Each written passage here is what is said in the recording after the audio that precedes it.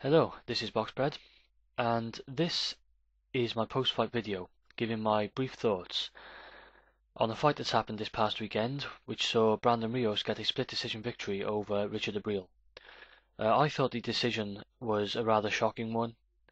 I had Richard Abril winning this fight by quite a wide margin. I know quite a lot of other people also saw this the same way, and the general consensus seems to be that this was, uh, a terrible decision. I thought that throughout the fight, Richard Abril looked cool, calm, and collected. I think he deserves some thanks actually for showing us exactly how to defeat a fighter who is regarded very highly in his division. And I think, without a doubt now, Richard Abril has kind of announced himself on the world stage, so to speak. I think he gives pretty much every fighter trouble who would dare go against him, really, because of his awkwardness. He looks like a very difficult guy to fight. Um, I think he showed that he conserves his energy very well. Like I said, he was calm. He uses effective aggression. He showed how to use the whole ring effectively. He was using good movement. He was using the ring size to his advantage. He was making Brandon Rios chase him around the ring, which is something that Brandon Rios has struggled with in the past. He didn't just stand in front of Brandon Rios and, as in his words, give Rios what he wants, as a lot of his other opponents have done.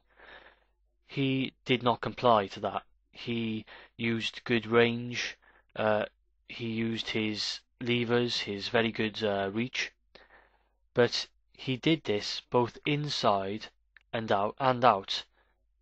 Whereas you would normally look for a guy with good reach to use this very well on the outside, he also was able to do this on the inside, using very good arm defense, and he was going into that Philly shell type position and maneuvering his body, so he was negating Rios's right hand, and then also with his own right hand blocking Rios, the only shot that Rios really had, which was a left punch to the body or the head. It was very difficult for Rios to get through, and very awkward.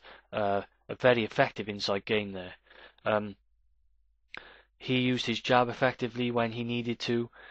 Um, he didn't square up to Brandon Rios, which is another mistake you can make. If you square up, put your body square onto Brandon Rios, you're opening up both sides of your body. He basically did the anti this. He was not afraid to go inside. He was too quick and too slick and evasive on the outside, and when he got inside, when he decided to just allow himself to just move to the inside, his defense in that Philly shell model was extremely effective and made it very difficult for Brandon Rios to get any punches off, try as he might. So, big props to Richard Abril. I called that Brandon Rios would actually stop him in this fight. I think no excuses that I was wrong, but it was extremely difficult to find some quality footage on Richard Abril or any footage at all of Richard Abril, and I don't think you know that decision was as informed as it could have been. Regardless, I think even if I had seen footage of Abril, I probably would have made the same call. So, like I say, I can't make an excuse there. I thought Rios was gonna, his power was gonna tell. I didn't think Abril was gonna come in with that much skill, and he, really did surprise me, Abril, at how good he was, how he was able to implement a game plan against, a very feared puncher, a very good aggressive pressurizing fighter, and he was just able to handle him. He made it look effortless at times. Really was a very good performance from Richard Abril. Just to talk briefly about Brandon Rios, there's a lot of uh, fuss being made about his weight, the fact he wasn't able to get down to 135. Yes, that has been a problem, and now he has said himself that he's going to be going, he's fighting at 140 now, and he's never going to go to 135 again. I don't think the weight is his biggest issue. I think his biggest issue now is that some guy has come out the blue and shown everybody else the blueprint of how to beat Brandon Rios. And I think that, there are going to be plenty of fighters out there now thinking, I can hand this guy his first loss.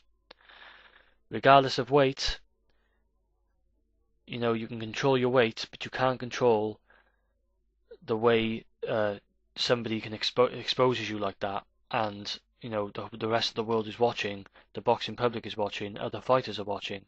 And now it seems that far more likely that a loss will come his way sooner rather than later if he doesn't pick his opponents wisely.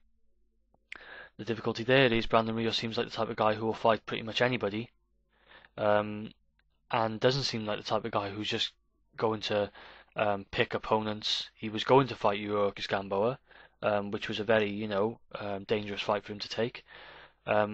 He shows no fear, and unfortunately, I think a loss may come soon if he goes up against, a skilled fighter with perhaps a bigger name than Richard Abril, who, the judges might be more reluctant to not give a decision that he deserves. So, long story short, I think Richard Abril suffers from his name here. I think if he was a bigger name, like maybe a Robert Guerrero in this fight, I think Brandon Rios would officially have an L on his record. So all in all, a very good performance by Richard Abril. I think this presents real problems, this fight, moving forward for Brandon Rios, regardless of weight. I'm still a fan of his, and I'm looking forward to seeing where Richard Abril goes from here, his next opponents, how he does now in this lightweight division, because he is a very capable customer, and also interested to see how Rios goes, moving forward now, who he faces next, and how he does against them. I'm going to leave it there. Please let me know what you guys think. Thanks for watching. I'm out.